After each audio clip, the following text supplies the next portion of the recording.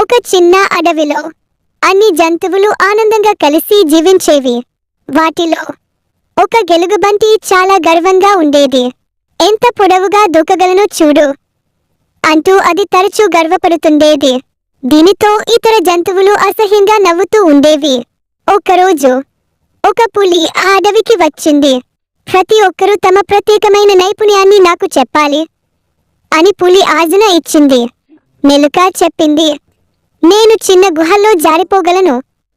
Monkey చెప్పింది, నేను చెట్లపై చాకచక్యంగా ఊగగలను. మేక చెప్పింది, నా కొమ్ములు నన్ను ప్రమాదం నుంచి రక్షిస్తాయి. ఫ్రో అంది, నేను పొంగే దూకగలుగుతాను. వాటిని పొగడండి కాని పొగరు పెట్టుకోకండి. అందరికీ తమ తమ ప్రత్యేకత ఉంటుంది. వాటిని పొగడండి కాని పొగరు పెట్టుకోకండి. పులి నవ్వింది, అందరికీ తమ తమ ప్రత్యేకత ఉంటుంది. ఆ రోజు నుంచి ఫ్రో తన పొగరును విడిచిపెట్టి అందరితో స్నేహంగా ఉండి ముచ్చటగా దీవించింది. ప్రతి ఒక్కరూ ప్రత్యేకమే, కాని దానిని వినయంతో ఉపయోగించాలి.